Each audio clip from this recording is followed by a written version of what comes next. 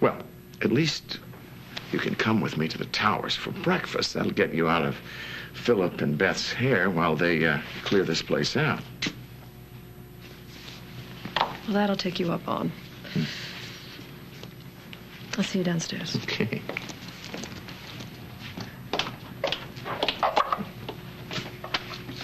After you. Oh, no, please, by all means. Leave.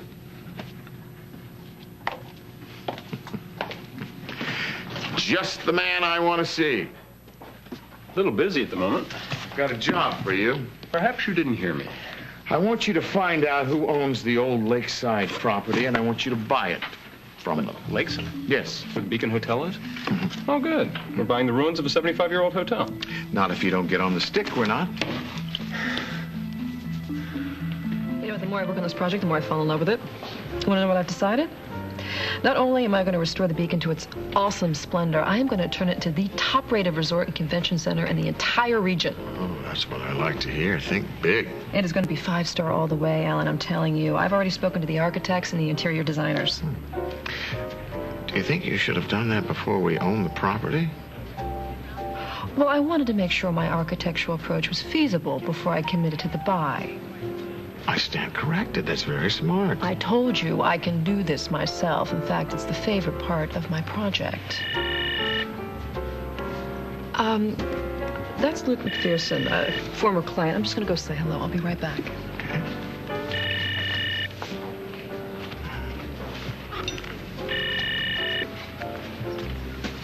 Yes.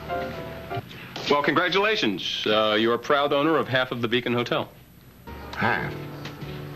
2 of the owners were more than happy to dump their interest. What about the other half? That could end up being a problem. As far as I know, it's not for sale. Everything is for sale. Who owns it?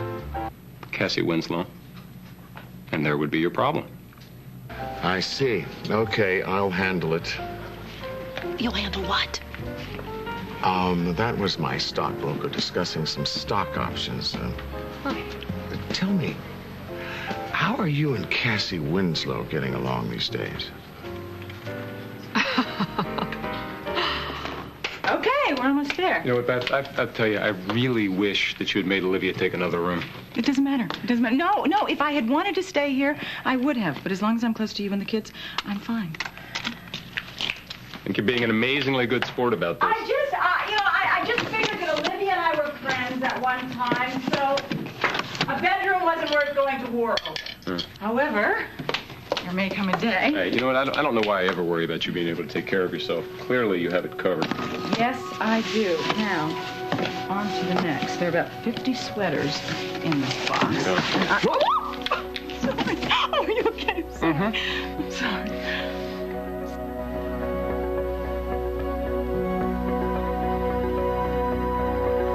You know, this is going to get the better of us. And we wouldn't want that, would we? The house is just too damn small.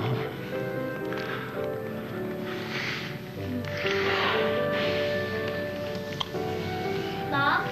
Dad? I got it. Busy? No, you're just finishing up. Yeah. You know, it's really cool that you're moving in across the hall from me, but it would be way cooler if you moved in with Dad. Okay, well, that's enough out of you. Something we can do for you, darling. Yeah, my homework. You promised, too. Unless you have something better to do. We'll be there in a couple of minutes.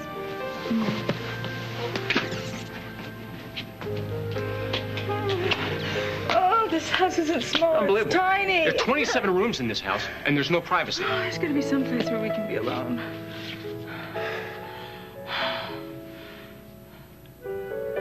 I know where we can be alone. I know the perfect place.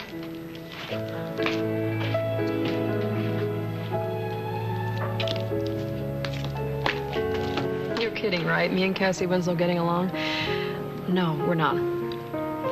Well, perhaps it's time that you and she made peace with one another. It's time for me to go. I have a meeting with the landscape architect. I'll see you later. At home? At home. You know, I like the way that sounds. Yeah, well, okay, here.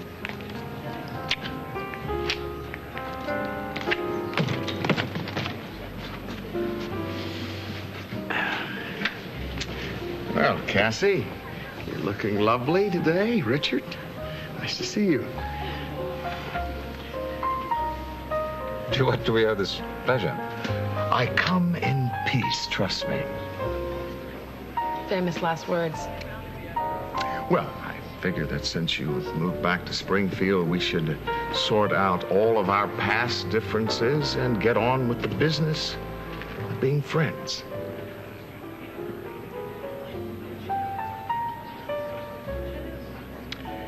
I was thinking, Cassie, it must be rather hard for you moving back to Springfield.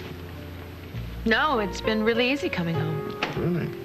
Well, just a few months ago, you were sitting on the President's Council, having meetings, and now then you're getting ready to join the Ladies' Auxiliary of Springfield.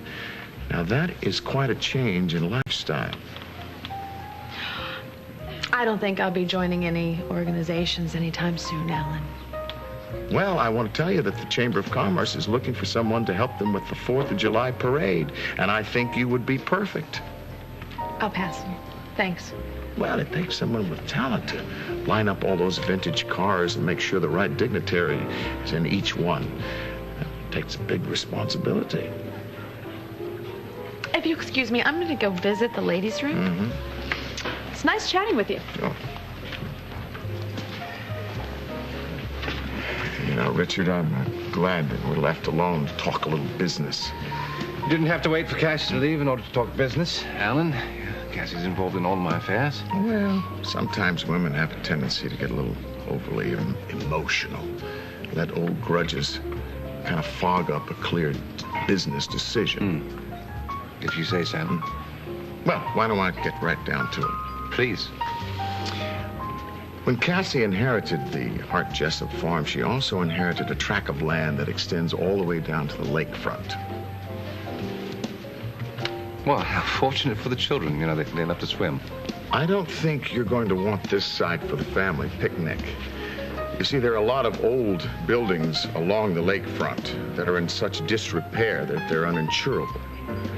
And if you keep them, they will expose you to massive liabilities and could put you at considerable financial risk. And you want to take this risk off my hands? Well, as a matter of fact, I do. You see, Olivia's looking for some more warehouse space along the waterfront there. And what I would like to do is purchase these buildings, tear them down, and put up some inexpensive warehouses for her. Now, given the horrendous condition these buildings are in, I would be willing to make you quite a generous offer.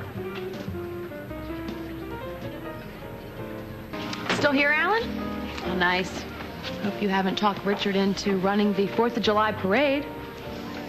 No, actually, you arrived just in the nick of time, darling, because Alan wants to make a bid, a substantial bid, on some land that you inherited with your farm. Of course, Cassie owns the land, so it'll be her decision whether to sell it or not. Of course. You snake in the grass. You wait for me to leave the table and you try to buy my land? That's not what I tried to do. How could you even think for 1 second that I would ever do business with you? You must think I have a very short memory, Alan. I think it would be prudent of you to at least listen to my offer first. I won't sell no matter how much money you throw at us. Business meeting is over. Have a nice day, Alan. You too.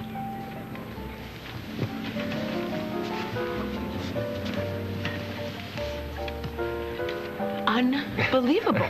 I had no idea that the land came all the way down to the lake and that this old place was on it. I only paid attention to the farm and the barn. I own this place? Well, according to Alan Spaulding, you do. Which means we should have a property survey done as soon as possible. Why would Alan and Olivia want to tear this beautiful old place down? Well, because they're business people, darling, not hopeless romantics like you. Come on, let's check out the rest of the place. I have an idea. You stay here. Where are you going? It's a surprise. Just wait here. Richard! Oh, my God, this place is amazing. It's great.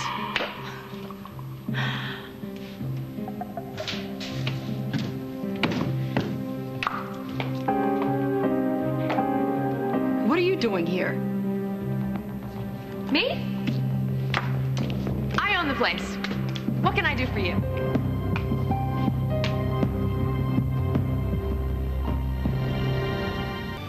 Warehouse space, Olivia?